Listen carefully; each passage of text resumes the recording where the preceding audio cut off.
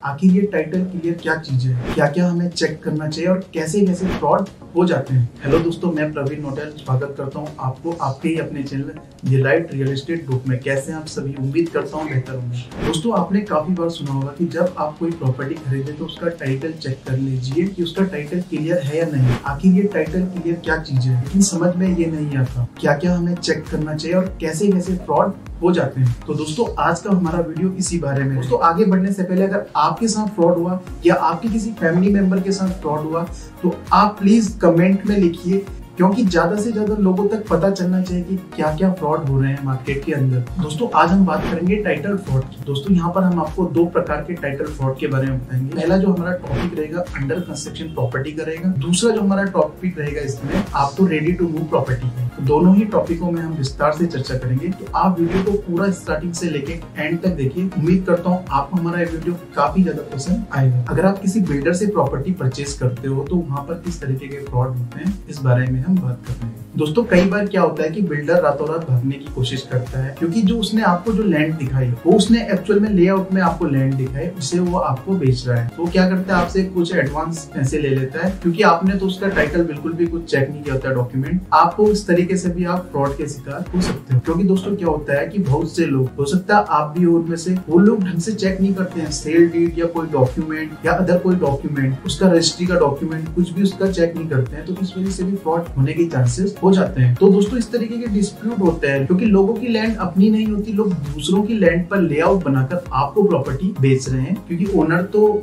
जो आपको दे रहा है वो तो है नहीं। तो आपको एक तरीके से इसमें भी आपको फ्रॉड के चांसेस काफी हो सकते हैं। तो यहाँ पे भी आपको सावधानी बरतनी पड़ेगी, आपको डॉक्यूमेंट ठीक से चेक करने होंगे। दूसरे स्टेप की बात करें, लैंड टाइटल नॉट क्लियर, इसमें क्या आपको मॉर्टगेज और डिस्प्यूट दिए हैं। दोस्तों, काफी बार क्या होता है कि बिल्डर ने काफी लोन ले लिया होता है, जिसका आपको पता नहीं होता है, क्योंकि उस प्रोजेक्ट में काफी लोन है, तो इस वजह से आपको प्रोजेक्ट की डिलीवरी नहीं हो पाएगी। तो इस तरीके की होते हैं, कुछ डिस्प्यूट भी हो जाते हैं। सपोज कोई ओनर है, उसने एक डेवलपमेंट एग्रीमेंट साइन किया एक बिल्डर के साथ में, और वहां पर जमीन को लेकर दोनों के बीच कुछ विवाद हो जाता है। तो ये भी आपके लिए एक तरीके से, इसमें आपको नुकसान है, आपके लिए ये प्रोजेक्ट आपको लेट होगा और इसमें आपको डिलीवर आसानी से होगा। एक तरीके से ये डिस्प्यूट हुआ, आपसी विवाद हो गया दोनों के बीच, क्योंकि दोस्तों आपने तो बुकिंग करी है पर आपको डिलीवर नहीं है। अगले स्टेप की बात करें तो change of land use, agriculture order not taken. दोस्तों, कई बार क्या होता है, बिल्डर को नॉन एग्रीकल्चर सर्टिफिकेट नहीं मिलता है और वो प्रॉपर्टी को बेच देता है, क्योंकि उसे अप्रूवल मिलेगा या नहीं मिलेगा ये तो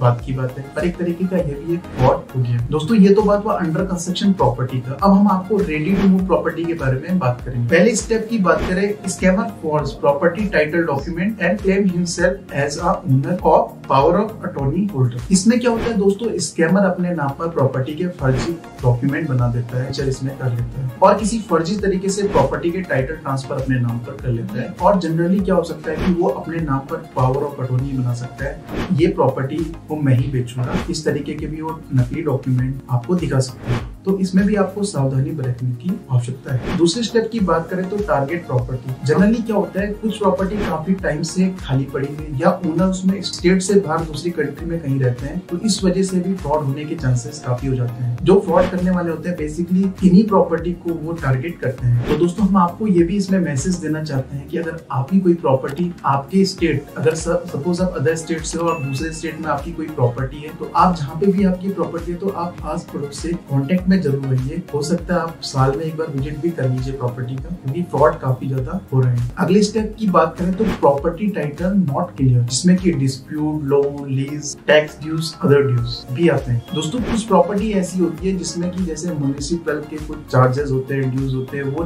टाइम पे नहीं दिए होते हैं, तो उस वजह से भी जो प्रॉपर्टी होती है वो आपके बिकने के टाइम कुछ उसमें विवाद हो सकते हैं। दोस्तों, इन प्रॉपर्टी में हम कभी भी टाइटल क्लियर इन्हें नहीं माना जाता, क्योंकि इसमें किसी भी तरीके का जो ड्यूज होता है उससे हम प्रॉपर्टी को टाइटल क्लियर नहीं कह सकते। दोस्तों, ये तो हो गए टाइटल फ्रॉड। दोस्तों, जो भी ये चार्जेस क्रिएट रहते हैं किसी भी प्रॉपर्टी में, इन्हें हम लीन कहते हैं। अगर कोई ओनर आपसे ये चीजें कोई छुपा रहा है, कोई टैक्सेस या कोई भी चीज में ड्यूज है, तो ये भी एक तरीके का फ्रॉड ही है। दोस्तों, कई बार प्रॉपर्टी टाइटल के ऊपर कोई लीन्स और रिस्ट्रिक्शन भी लगे होते हैं, जो आपको बाद में आकर पता चलते हैं। लीन्स की बात करें तो इसमें आपके लोन, लीज और टैक्स ड्यूज आते हैं, और वही इसमें म्युनिसिपल लीन्स भी आते हैं। दोस्तों, कई बार क्या होता है, प्रॉपर्टी में कोई रिस्ट्रिक्शन भी होते हैं, जैसे कि बैल्कनी काफी घर से अगर प्लॉट से बाहर निकली है उसमें भी रिस्ट्रिक्शन होते हैं, वो इनके आपको बाद में ही आके पता चलेंगे। तो ये सब आपको ध्यान में रखने होंगे। दोस्तों ये तो था आज का वीडियो जिसमें हमने आपको बताया how to avoid title fraud. उम्मीद करता हूँ आपने हमारा ये वीडियो पूरा देखा होगा, आपको काफी समझ में आया। आपको अगर समझ में नहीं आया तो आप दोबारा वीडियो को देखिए। मैं विश्वास दिलाता हूँ आपको हमारा ये वीडियो पूरा समझ में आएगा। दोस्तों फर्स्ट टाइम अगर आप हमारे चैनल में नए हो या अभी तक आपने हमारा चैनल सब्सक्राइब नहीं किया तो प्लीज चैनल को सब्सक्राइब कीजिए, बेल आइकन को प्रेस कीजिए और हमारा ये वीडियो ज्यादा से ज्यादा अपने फ्रेंड और फैमिली मेंबर में शेयर कीजिए, जिससे कि आने वाले समय में हमारे द्वारा लाई गई वीडियो का नोटिफिकेशन आप तक डायरेक्टली पहुंच पाए। इसी के साथ दोस्तों जय देवभूमि, जय उत्तराखंड। धन्यवाद दोस्तों, मिलते हैं अगली वीडियो में।